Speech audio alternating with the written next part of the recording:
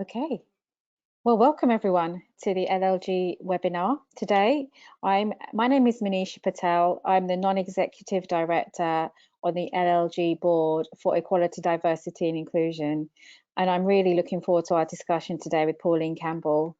I discovered Pauline through a show through Women's Hour on Radio 4, where she was speaking about her book, about her family life and her own personal journey called Rice and Peas and Fish and Chips.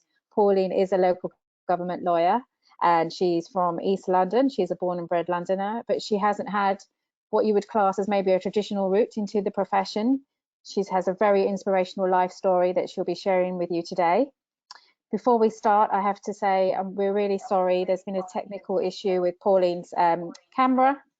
Oh, Pauline, you're on screen. I hope everybody can see you too. There was a technical issue with Pauline's camera, but we're delighted that she's on screen. I'm really looking forward to this. And also just to kind of let the audience know as well, as part of the work with the LLG board, some of the discussion with Pauline relate to when we're thinking about social mobility and attracting a range of diverse people into the profession and into local government law. And Pauline really talks about her experience, but inequalities and social mobility are a huge focus for LLG. And I'm hoping that you'll feel inspired from some of the advice that Pauline shares from her own experiences. Right, over to you, Pauline. How are you? I'm fine, thanks, apart from nearly having a nervous breakdown with the technical issues, but I think we've all been there. So it's as if God smiled on me and put the camera on lastminute.com, which thank you. Wonderful. Well, it's really great. It's really great to be speaking with you. As I said, I've spoken to you, I've heard about your journey, and you've documented your family's journey and your journey in your book as well. You share a lot with others, but you didn't start your career in law. That wasn't, how you started off as a younger person. How was it for you? What did you want to do when you were at school?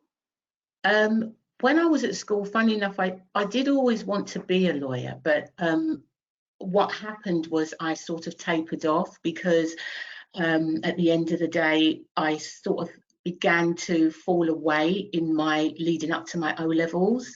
And so the lawyer in me was always there. But when I started to lose my way a bit, when I was in secondary school at the age of 14, 15, I lost my way and felt that and was told that I wasn't bright enough to become a lawyer. So it was always in me to become one, but it didn't happen at the time that I had expected it to, because I was told at the age of 15 I wasn't A-level material. So it wouldn't be something that I could do. So that's, it's a very difficult thing to hear at such a young age. Must have had a big impact. And I'm just wondering how you then navigated, your sort of work and life to be able to get to this position of being a local government lawyer. I think for all of us, our journeys are different, but we all want to be in the same place at the end of the day, and that's in a place of feeling that we've achieved our goals. And so even at 15, even though I didn't believe I was good enough, I think within me, and luckily I had a family around me that were, and I had a dad who was always pushing me and telling me, you need to believe in yourself, that I knew that I would find my way again. But as a child, 15, right up until the age of my 30s, I wasn't sure that I was brave enough to take the step of moving away from what I had done for 14 years, which was a housing benefits officer, which was a valid career, a good job, but it wasn't what I wanted. So I found my feet by the job I did. Working as a complaints officer, I would deal with really complex complaints, ombudsman's inquiries, all aspects of calculations which go back years, drafting really detailed letters to MPs and to councillors. And I realised that being a part of that process, I was intelligent, I knew what I wanted, and I also joined the Black Workers Group and was a secretary. So I represented people on disciplinaries. And I would literally wipe the floor with management. And it was preparing the cases. I loved putting it together. And I realised that my calling was, when I was 15, it never left. I was always meant to do it. And so I decided a law degree is something I need to do. And it hit me at the age of 33. If you're not going to do it now, you're never going to do it. That's very inspirational to hear. Oh, sorry, losing my voice a bit. That's very inspirational to hear, because I think there's a lot around your calling and your purpose and how you're able to utilize that in the work you were doing before you became a lawyer, and all of those transferable skills, advocating for others, using your voice, you know, making a case and being able to argue. Definitely some sort of skills, that gifts that you were given and born with, and that's very inspirational to hear. So our sort of webinar theme is about overcoming racism, and as you started entering, as you sort of made the decision to study law and train to become a lawyer, what type of challenges did you experience? I think for me, if I'm honest, by that age, I was determined that things may come my way that that won't be something I'll enjoy. The biggest hurdle I had was the people in my life, not my family, but the people around me in my general day-to-day living, because they were the ones that didn't believe it was possible, and they were the ones that would put the oh, are you sure? Maybe this isn't something you should be doing. You've got a good job. Why should you want to change now? And you're a black woman, you're in your 30s, you know, it's not really going to happen. They were the most difficult aspects. That time of it was the most difficult. You have to overcome those people and you have to push them to the side, because if you stay in your box, it's fine. Nothing changes if you stay as you are. It's when you decide you're going to change that mindset and move away from normality that you find out who all the self-doubters are, because they're happy for you to stay where you are, but as soon as you think, I want something different, that's when you have to start fighting back, because people will tell you, why do you want to change when everything's fine? Because they're frightened to take the step. So when you take it, they throw doubt on you to deal with their own insecurities. And that's something that is natural in people. Not everyone, because a number of people gave me a lot of support, but generally, people didn't think it was possible. Some actually laughed at me when I told them I was going to do a law degree. They laughed and just thought it was a silly thing to do. Why? You don't stand a chance, kind of thing. So that was the hardest part, the beginning of my journey. And do you know how many people start a journey and they get off that road because of the self-doubters? They begin to doubt themselves. And that is where I would say to everybody who is listening, when you make a decision to change your life, you have to be strong in your resolve to stick on that road. Don't let because that is your weakest point. When you take that first step, that's when you're most frightened. And that's when you're thinking, well, I'm probably not going to do it. I'm probably not going to do it. And that is the time. But when you're in it, you're already invested. So you're going to be a lot more prone to keep going. But before you start it, that's the time when you're going to be thinking, I'm not sure. And that's when the self-doubters will get you, if you're not really strong enough to put them off and focus. That's a really key point, Pauline, because you and I both share sort of some similarities in terms of changing careers and retraining, you know, as a mature student. And there's something about that noise that you hear, which people won't always understand if they haven't been in that situation, how much you have to overcome to be able to do something different. And you've said, you know, you have to be really strong and resilient to kind of not take in the ideas and the noise from people who are doubting you. Is there anything in particular, anything specific that helped you to do that? I think all the time I'd wasted. That was 16 years of my life, was in a period of my life where I felt I was in a wilderness. And that is what spurred me on. And my dad, because my dad, and I call him my daddy because that's who he is to me. And every time I think about it, I want to cry, because my daddy was one of those men who was strong in their resolve. And he couldn't read and write very well, but I always told people my dad had more common sense in his little finger than any qualified barrister that I'd ever come across, because my dad knew everything about everything.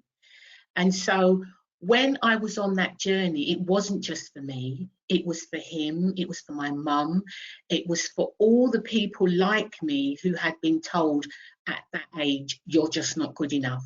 Because if I broke through that barrier, then I could make the way for other people to come behind me. And that's what spurred me on to keep going. Wow, that's what an amazing man. It's great that you had that role model. And so you sort of made your journey into law, Pauline, and what attracted you to local government law? Obviously, you had the experience in housing, but why a local government lawyer? Do you know what? I think I would say to everyone, if you are a mature student or you are somebody who wants to move quickly in your career, you got to go to the lowest hanging fruit. It's that simple. If you know how something works, that's where you go if you want to move quickly. If you're younger, you can spread your wings around a bit and you can choose and pick around and move about a bit. But for me, I had a short shelf life because I was 41 when I qualified. So I had to move quickly. And so I thought, what do I know well? And funnily enough, the first job I got, which is in the book, it was made for me. It was a housing benefits prosecutor. And when I told them, when I had my interview, the principal lawyer could not believe her luck. Hold on a minute.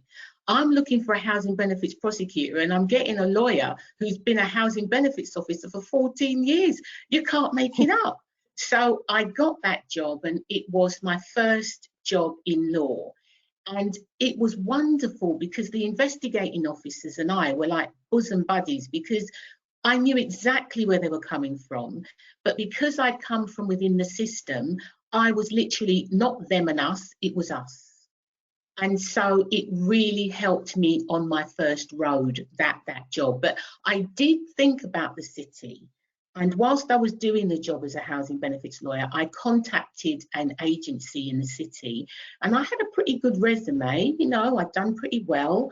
And I said, well, what chance do I have of probably bagging a job here in the city? And when I told them about myself, the lady on the other end of the phone said, I suggest you apply to another agency.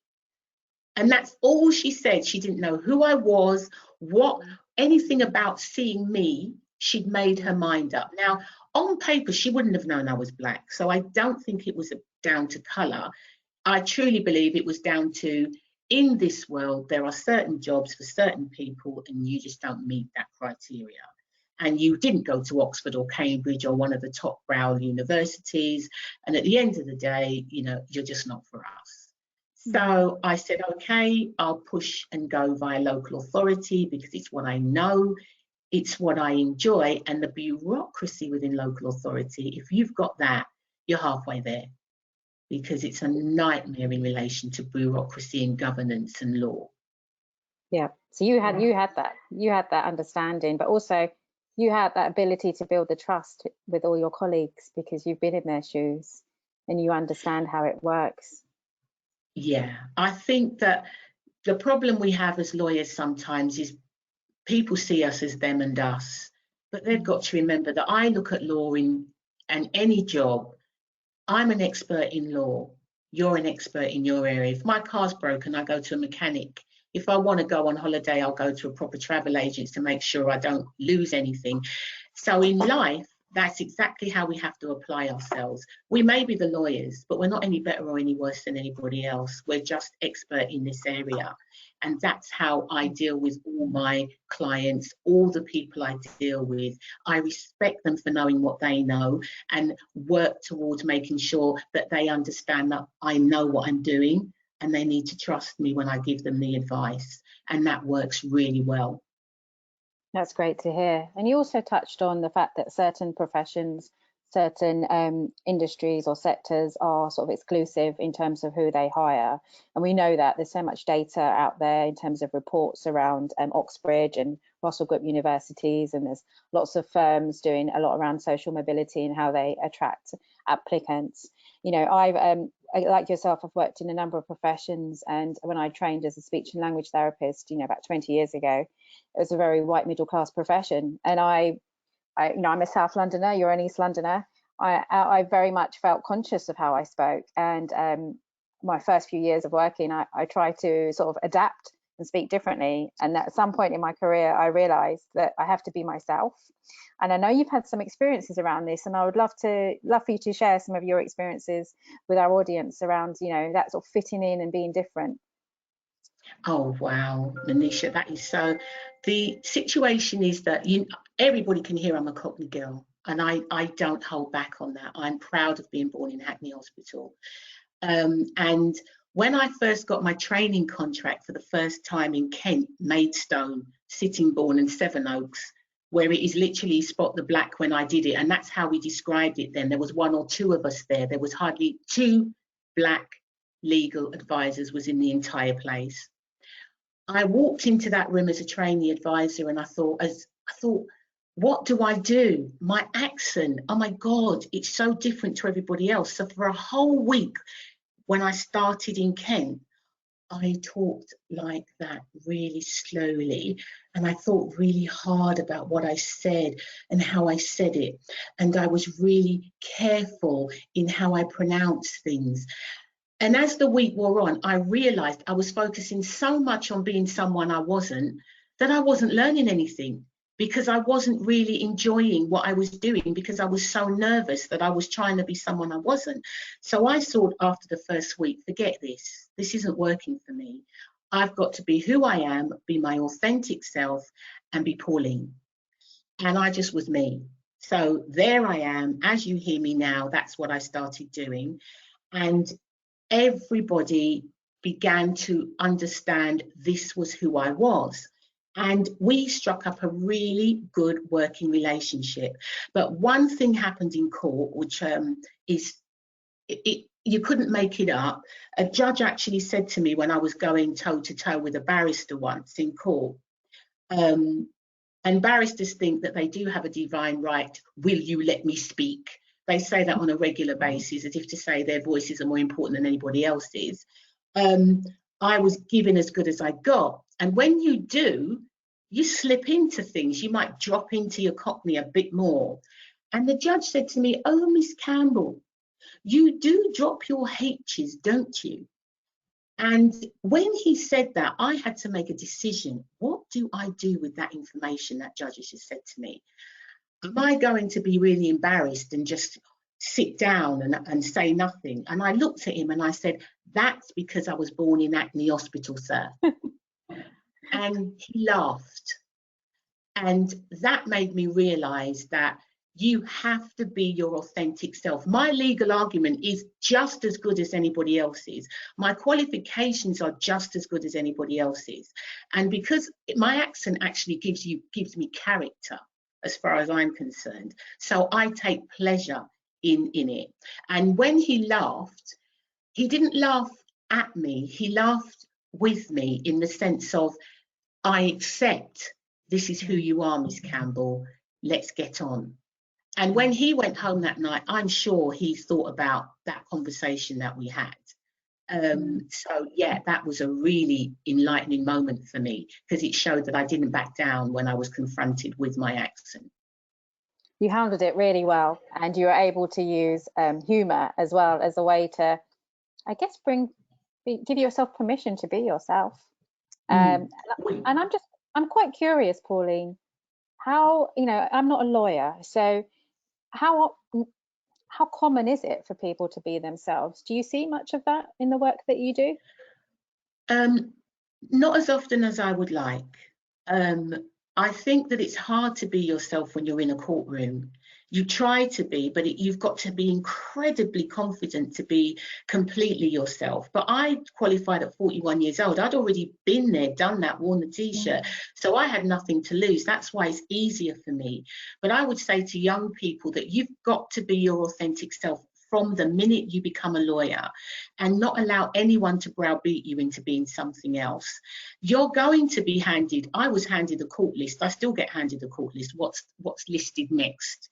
You say, no, I'm not the usher, I'm a solicitor. And you are regularly said, what job do you do? And you will get people to guess, and they will never get it right. They will never say lawyer, ever, ever. And so what you've got to do is command your place, wherever you may be, whether it's a courtroom, whether it's at the bus stop, whether it's in the library, it doesn't matter whether you're in a room with other people, command your place, not in a confrontational way, but in a positive and confidence way, so that nobody can take that room from you and take that space from you. Wow. So yeah. That's great advice. There really is something about your power and your agency, isn't there? About owning who you are and bringing that confidence. But we know that not everybody has it. And we know that it takes a while sometimes, especially if you're sort of younger or at your early stages of your career and you haven't got that confidence. I would say, you know, obviously being yourself has had a positive impact for you, Pauline, in your sort of career. But you also seem to be giving back a lot. You know, some of the work you do in your organisation and beyond is about empowering and uplifting others. Is there something you'd like to share about that work that you do? Well, yes, at the moment, or for the last year, I've been the co-chair of the Race Equality Network within Waltham Forest, made up of everyone who is, well, it's not actually just for black or brown people, it's for anyone who wants their voice to be heard, but the majority of our members are from ethnic backgrounds. And what we did was we created this network to give staff a voice who necessarily would not have had a voice. And we've created a number of initiatives, the Safe Space Clinic, the Mentoring Scrutiny Panel, the Appraisal Scrutiny Panel. And we also, myself and the co-chair, we run a training session for top 40 managers. It's a workshop called What's Race Got to Do with It? And we run that session on the basis that we want to help senior managers to understand that they have an obligation to understand their officers. And the majority of them would never come within the social circles outside work of the people they manage. And we want them to understand the importance of knowing the significance of the talent they have within their organisation, which they overlook far too often. So that's what we do within the Race Equality Network. Our motto is show no fear. If you have something to say and you don't have the courage to say it yourself, say it through us and we will give you your voice. But eventually your own voice will be what is heard. And that's what's happening now. We have meetings with senior managers. Officers get a chance to speak directly to directors themselves that they would never normally speak to. Tell them how they're feeling. Some break down in tears. Others are very forward thinking in where they want to go with their career. And my heart shines with pride when I hear how strong they are. And that is significant to me. We're doing amazing things. It's moving really quickly. And I think that as an authority, we are pushing the boundaries and impacting really significantly on people's lives. And I'm also a pro bono legal solicitor for the Windrush Reach organisation, where we do referrals to people who have experienced issues with the Windrush scandal. And I was also a supervisor for the Windrush Justice Clinic, working with 3 third-year law students alongside people who have suffered awful things at the hands of this process. So I'm a significant part of that. I'm still doing that. It's a lot to fit in alongside the day job, but I look at it this way: sleep is just an inconvenience. So that's how I keep going, really. Well, firstly, congratulations on what you've achieved with your network, and how you're supporting people to kind of build their confidence and kind of, you know, fly with their own wings at some point. But you offer a safe space. And I'm just curious as well about, you were saying about that untapped talent, the talent that's around you in the workplace, and how sometimes leaders, people at the top of the organization don't see the talent. You know, they don't really see, they don't really hear. Have you started to notice any successes in terms of how that's changed, that's shifted things, or has there been opportunities for people that have come out of some of these discussions and the integration? I think the most recent that I can think of, which is absolutely amazing, is we decided to do an extravaganza for Black History Month at Waltham Forest. And it was an extravaganza of lip sync night where I hosted as this cabaret artiste, always my alter ego. And we also had a spoken word. But what the biggest thing we did was we did over 50 to 60 events in the libraries across Waltham Forest. What we did was we actually reached out to 6 or 7 people who were actually working within Waltham Forest. And we said to them, we are looking for a project team of Black people, because it's Black History Month, to put together this and coordinate this month's extravaganza. And we started it with a 3-month period deadline. And these 7 officers coordinated the entire Black History Month regalia that we did in every single library, every single aspect that they did. They project managed it. They dealt with all the artists, all the authors, all the creativity. They dealt with everything.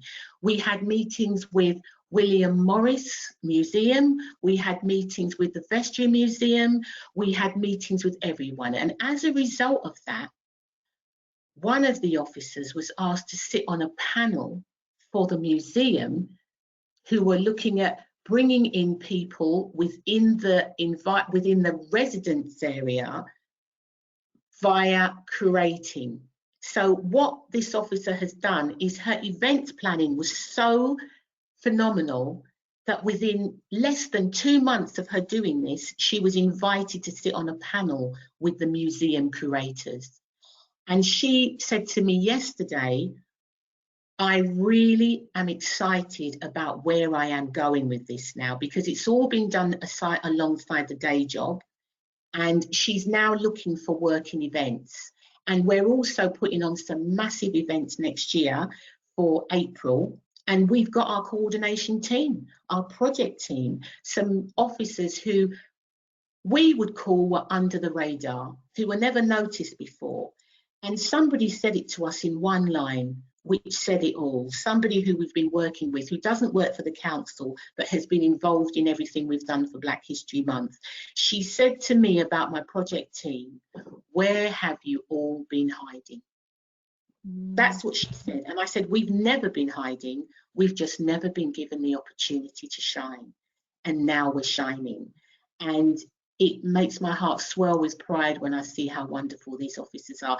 And their managers are taken aback that these officers have been so brilliant at what they've done, which is annoying, because you've allowed them to be under the radar for so long, but we're giving them their chance to shine, and they're showing you what they're made of, and you need to recognise their talent. And that's exactly how we've done it. You need to recognise their talent. So absolutely. Yeah, that's just Black History Month. Sorry. I mean, that's very inspiring and really impressive that in such a short space of time you've seen that change, in that shift in thinking already about, you know, what we're missing things, you know, why haven't we seen this, and actually the impact that's made on the people who are being seen, because they'll be much more engaged in the workplace, they're feeling a lot more valued. And recognise your talent, because what we did at the end of it was, I said, look, it's not enough that these officers have done this. We need to recognise what they've done.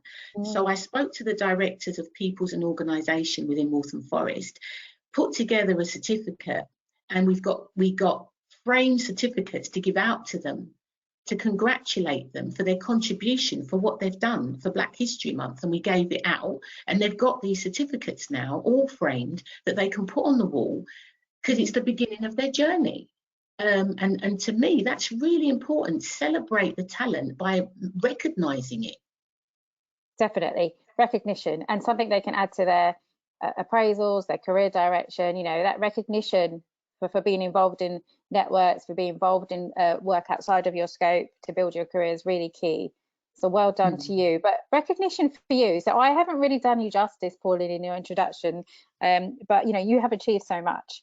And I think, you know, as I said to you, I heard about you from Woman's Hour when you were speaking about your book, Rice and Peas and Fish and Chips. And it's a very unusual title. And I'd love to know more about, firstly, what you're proud of in terms of your achievements and what inspired you to write the book as well. I think what inspires me, as I said, was Daddy. But in a way, what inspires me is I want us to shine as people. I get really worked up when I say this because I feel that as a group as a generation, when I grew up, I couldn't decide what I liked best, rice or peas or fish and chips. I mean, I was an English girl, but I also love Mummy's rice and peas and fish and chips. So I chose that title because it encompasses who we are as a generation, first generation born in this country to Caribbean parents. And so for me, what inspires me is that life, growing up as a child, not knowing what racism was for a long time because our parents shielded us from it, and becoming inspirational and beginning to build a road that can make me feel that I can help others is what inspires me. And the book is my way of telling everyone about our journey, not from a place of confrontation, but from a place of understanding. It's 50 odd years of hell, but in between that, of fight, resilience, ongoing push for change. Every time we tried for push for change, something would push us back. Every time a new piece of legislation was introduced, nobody would be open-minded enough or flexible enough to allow it to take hold. All the things that they did with reports, the Scarman report, the McPherson report, all these things that were created to say, these are the things you need to do. Here is a blueprint for you to change and impact and give people better equality. Here it is. Nobody took those changes, nobody took them on board. And that's what the book's about. It's about racism isn't about skin colour, it's about lack of opportunity. It's about people allowing things to continue and doing nothing. And hence we're 50 years on and that's where we are. So for me, the inspiration comes from every person that has lost their lives, nameless slaves who have lost their lives to give me freedom. That's the biggest inspiration I've got in writing that book. It's very powerful, and you stand on strong shoulders, and other people will be standing on your shoulders because you're creating that legacy as well, Pauline. So thank you for doing that. And in terms of your accomplishments, what are you most proud of? It's hard to say really, because the hardest person to sell is yourself. I mean, I think my one of the biggest accomplishments, and this is something I would tell everybody to do, never allow somebody to stop you from something you want to do. And for me, I realised that one of the examples I would give is that there was a year where my team, when I worked in Hackney, did really well. We had some big cases. It was wonderful. And we knew that we had hit the ground running that year. And there were awards that year, like there are awards every year. So I said, I want to put my team forward for the Solicitors Journal Awards. I want to put my team forward for this. And when I went to my manager, he said, oh, maybe next year. And I thought, well, hold on a minute. There's no guarantees that we're going to get these cases next year. There's no guarantees that we're going to make it next year. So I went back and said, OK, if that's what he's saying. So I read the rules. And the rules said that you can nominate yourself. And that's what I did.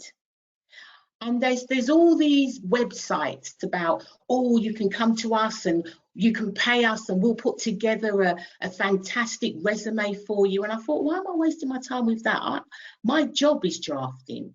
And so I created an awards nomination for the Solicitors Journal Awards and for the Law Society Excellence Awards as the Lawyer of the Year. And I got shortlisted for both. And when I got shortlisted, we were the only local authority out of 16 categories to get shortlisted at the Law Society, Law Solicitors Journal Awards. We were the only ones out of the entire 16 categories. We were going up against Mish and Dorea, who were dealing with the Article 50. That's who we were going up against, and Lincoln Zinn and all these people. And I thought, well, to me, that tells you something. But when I went to the press office to tell them, oh my God, we've been shortlisted, this is brilliant, put it on the front cover, they turned around and said, tell us if you win. They didn't even celebrate that we had got shortlisted. But that didn't stop me, because for me, the icing on the cake was the shortlist. The icing on the cake was the fact that other people will always have to put themselves forward. So I would say my biggest achievement is the day when I made the decision that, hell no, if I want to do something, nobody's going to stop me ever again. I've wasted 16 years and I'm not wasting any more time listening to you boo-hooing me when I want to do something. And I'm hoping that other people think that way now as well.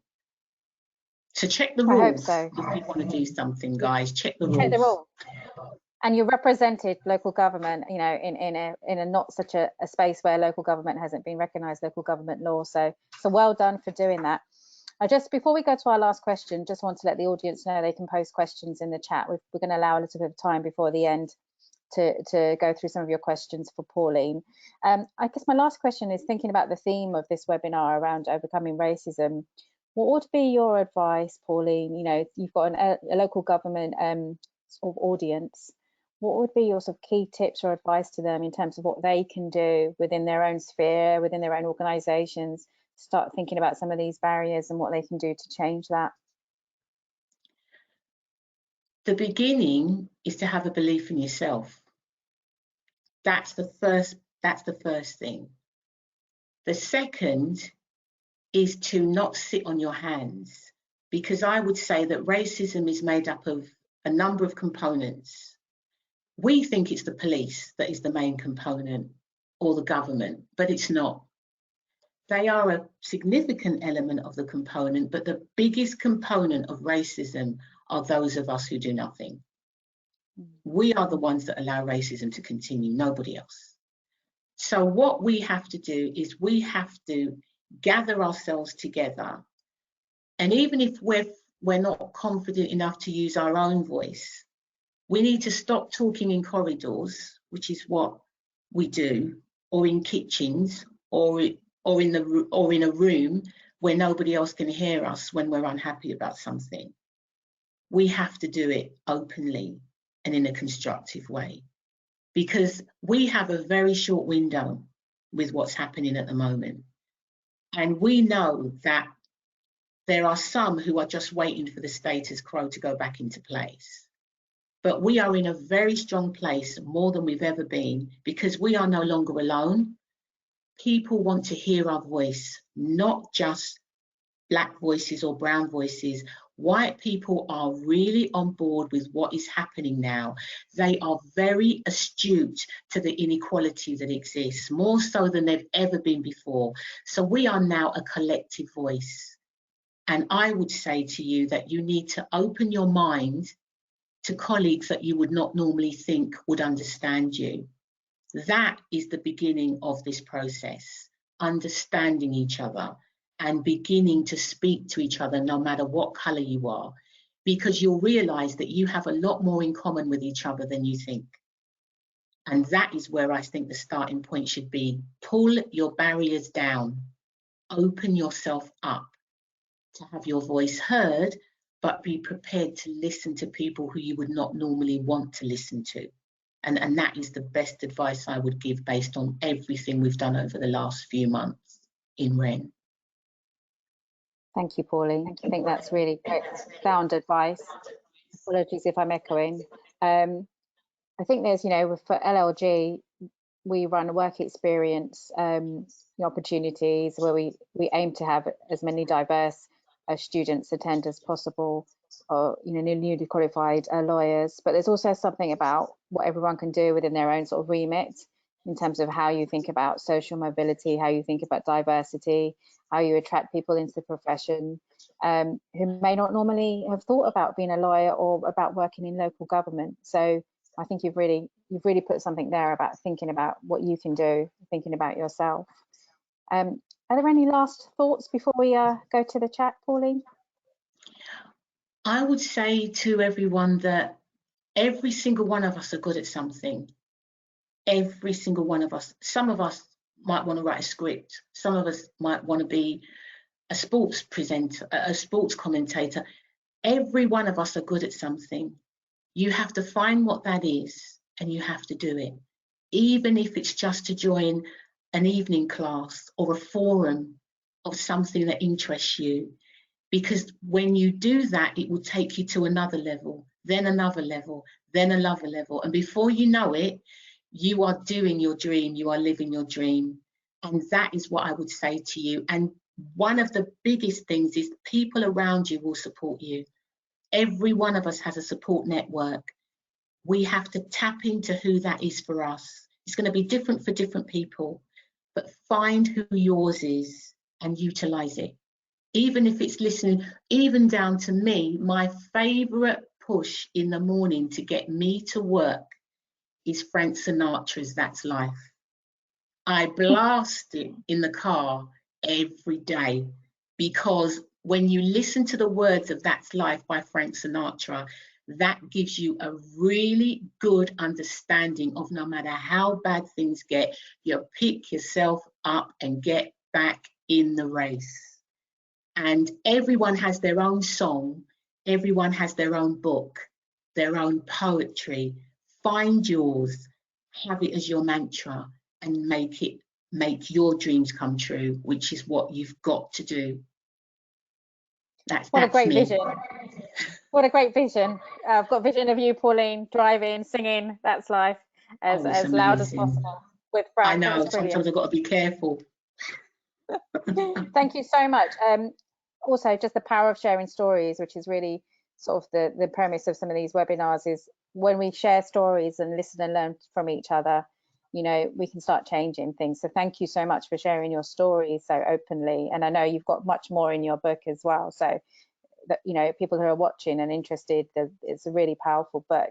I'm just going to ask Jack if there's any thoughts or comments in terms of from the audience or anything that anyone would like to share.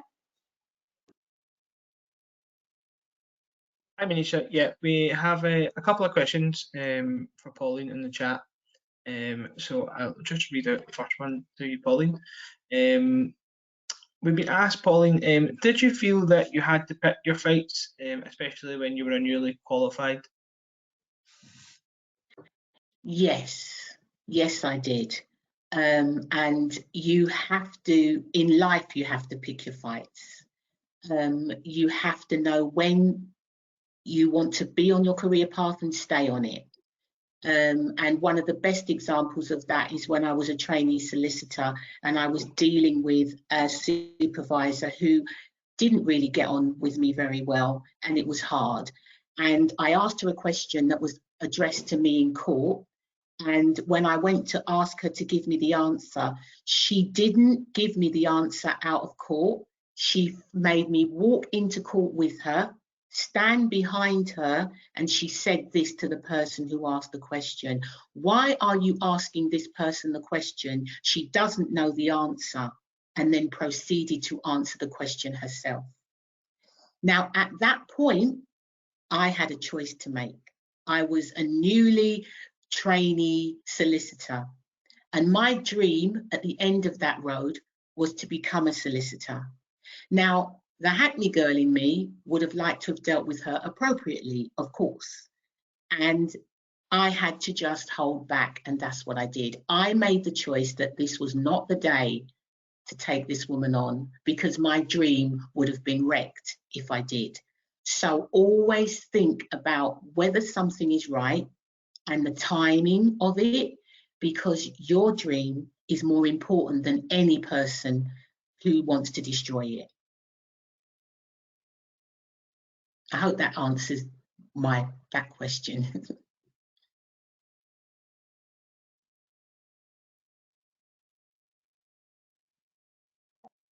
I think we can hear you, Jack.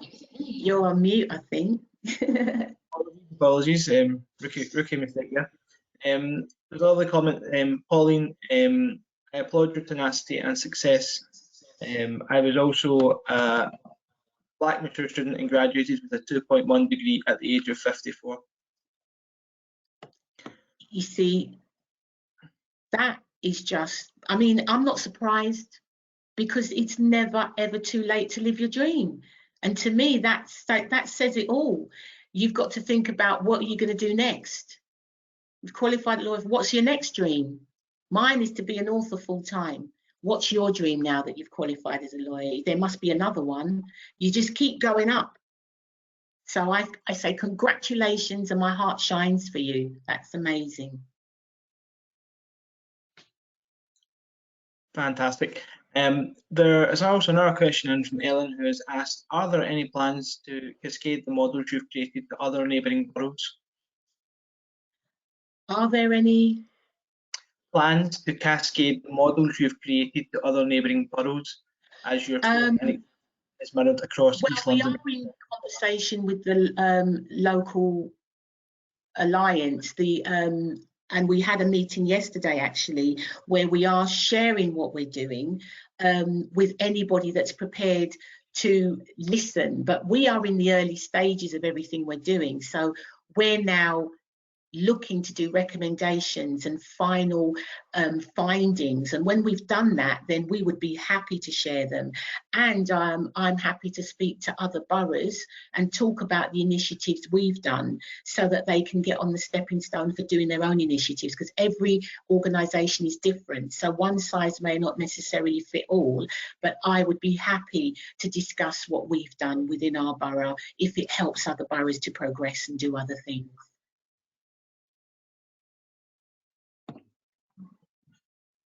Thank you, Pauline. I have another question here. As a child of the 60s, I have suffered a lot of sexism in my early working life.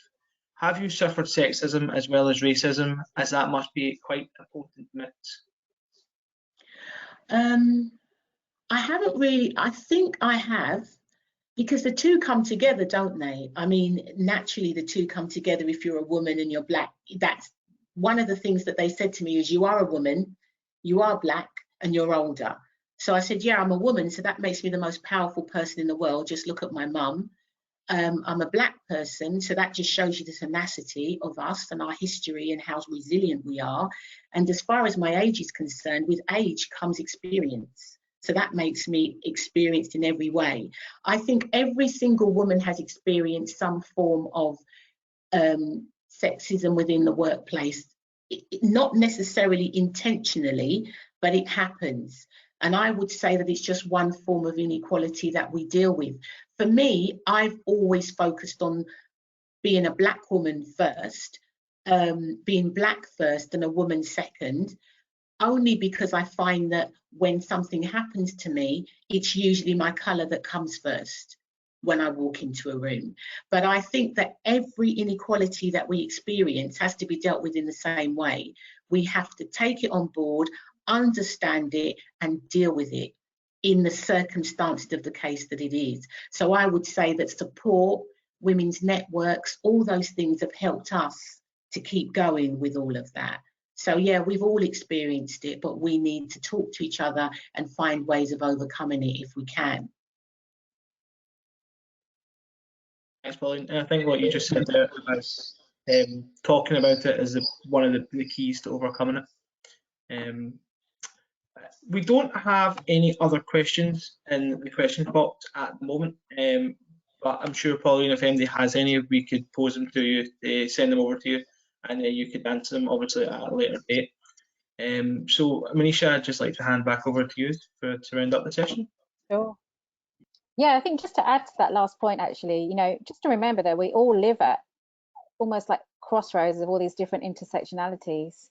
And depending on the situation, there'll be one or two characteristics that will be the ones that are at play at that particular time. So you're right, Pauline, you know, it's about managing all those intersectionalities, but saying, you know, what's affecting me the most at this time and how do I handle that as well? But also as managers and leaders, recognizing all the intersectionalities around you. You know, there will be women that have, you know, faith, that have disabilities, that have, you know, their race. What's at play? What biases are occurring, and how are you supporting them? I think it's really key to see everyone as, you know, so multi-layered and nuanced. Yeah. In how you really support and help people thrive. Sorry, you go, Pauline. Yeah, and how to turn whatever somebody turns into something negative, it's positive, because I'm a threat to you then, am I? Why are you highlighting something about me as a woman? Is it that you've got a problem with me being a woman? That's how you deal with it. And one of the things that we do in What's Race Got to Do with It is we show that prejudice exists no matter what. And we use the example of Susan Boyle when she was on Britain's Got Talent and she walked on that stage for the first time. And everybody looked at this woman, me included, thinking, what the hell is this lady going to do? And she just blew us away with this amazingly beautiful voice. And Piers Morgan said, well, when you came on stage, everyone was laughing at you, but they're not laughing now. And Amanda Holden said, well, we were really cynical, but we're not cynical now. And I thought, what would have happened if this woman couldn't sing? Would it have been all right? And when she did an interview a couple of days later for the Times, she says, well, I don't know what the problem was. This isn't a beauty contest. And every one of us has this preconceived idea about things. And Susan Boyle is the best example of that, of how we look at somebody and come to a conclusion before they've even opened their mouth. And we walk into a room as people of colour every day, and we have to deal with that. And we have to say, well, hell no, we may not be able to sing, but we shine in other ways. You just need to hear our voice like you listen to Susan Boyle's voice. And that's how I describe it in What's Race Got to Do with It when it comes to these intersectionalities and things of that nature. What a wonderful note to end on. You've got to hear our voice, and I think that's really key. But Pauline, you've just been a really amazing and inspirational person to listen to. Could talk to you for a really long time. Wish you all the success with all the work you're doing, and with a future career as an author, or current and future career as an author as well as a lawyer. It's really fantastic. Thank you so much on behalf of everyone at LLG for being part of this webinar. It's been an honour. Thank you for asking me. And if anybody needs anything, just give me a bell. You've got my details. You can email me. I'm here. So thank you for asking me, Manish, and thank you so much for today. Thank you. Bye. Okay. Bye, everyone. Bye.